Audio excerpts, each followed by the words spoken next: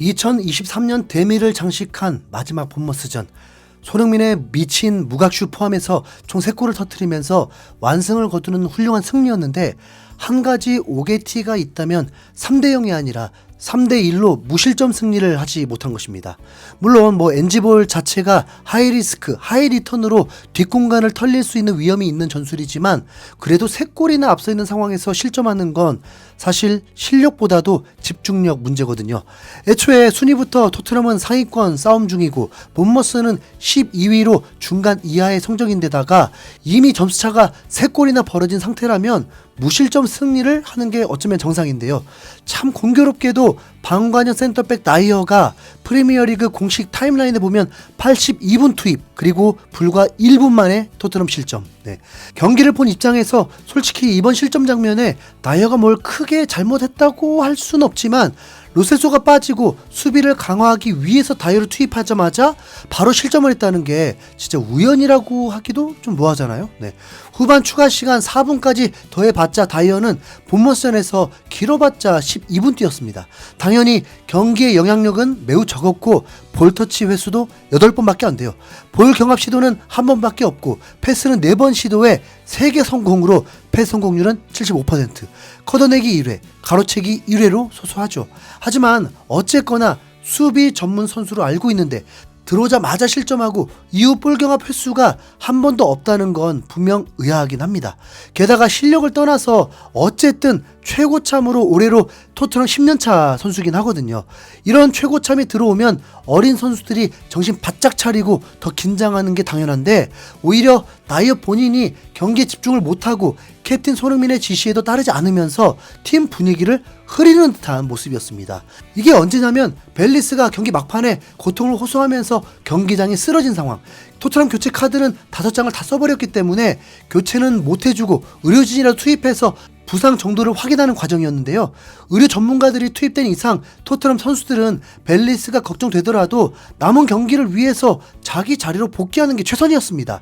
때문에 주장인 손흥민은 이런 돌발 상황에 다른 토트넘 선수들이 동의하지 않도록 마음을 추스리고 집중력을 잡아줘야 했죠. 그런데 최고참이라는 나이어가 끝까지 벨리스 옆에서 떨어지질 않는 겁니다.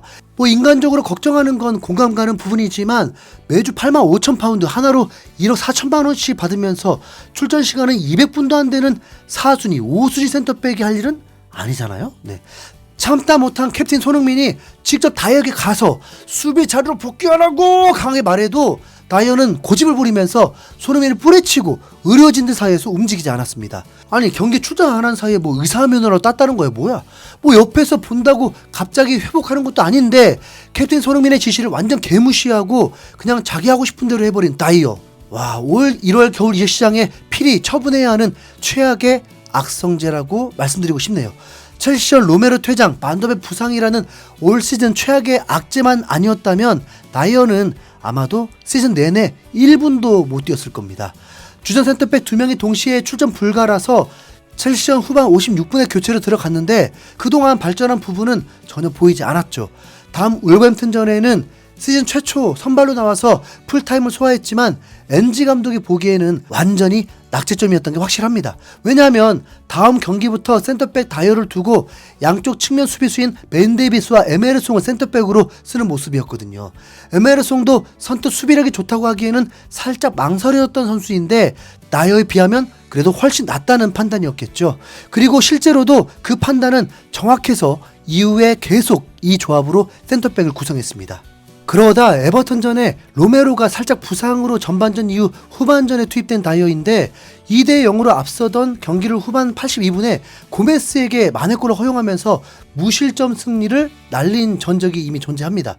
그 다음 경기가 바로 이번 본머스전이었고 이번에도 들어오자마자 실점을 허용하면서 3대0이 아닌 3대1로 경기를 마쳤고요. 이쯤 되면 그냥 나이어의 실력을 떠나서 기운 자체가 부정적이라는 생각이 듭니다. 나이어가 토트넘 선수단에 남아있다고 축구적으로 도움이 된 적은 한 번도 없는 듯하고, 객관적인 수치는 아니지만 여러 정황들이 나이어가 있으면 부정적일 수밖에 없다는 걸 계속해서 증명해주고 있습니다. 그 시작은 프리시즌 때부터였죠.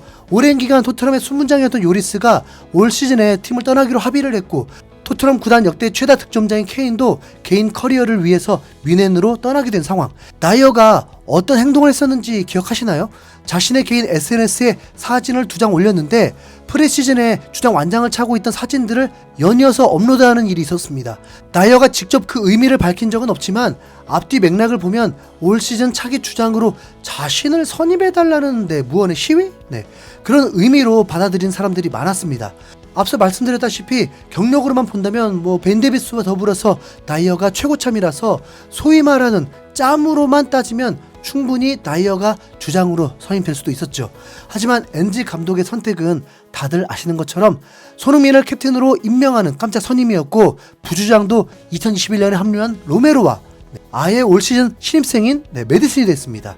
이럴 때 우리가 고참 선수에게 바라는 모습은 수긍하고 새롭게 선임된 주장단을 잘 도와서 올 시즌 잘 헤쳐나가 보자고 하는 건데, 놀랍게도 다이어는 주장 발표 이후에 한 짓은 SNS에서 토트넘 구단을 언팔로우하는 거였죠. 직전 시즌 리그 8위로 유럽 대항전에 못 나가고 주장 요리스와 부주장 케인이 모두 팀을 떠나면서 토트넘이 대위기에 놓였다고 해도 충분한 상황. 팀 내 최고참인 다이어의 선택은 SNS상에서 주장이 안 됐다고 삐친 티를 팍팍 내면서 구단 공식 계정을 언팔로우하는 거였다고요.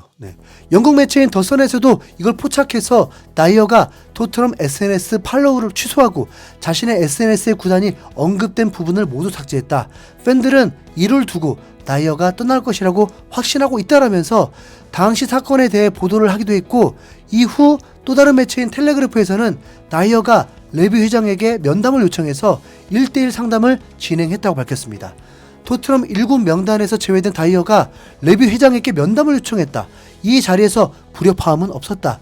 면담 내용은 비공개로 지켜졌지만 다이어는 자신의 미래 거취를 두고 레비 회장과 진솔한 대화를 주고받았다라면서 확실히 토트넘 분위기에 도움될 리가 없는 100% 본인 위주의 행동만 보여줬죠.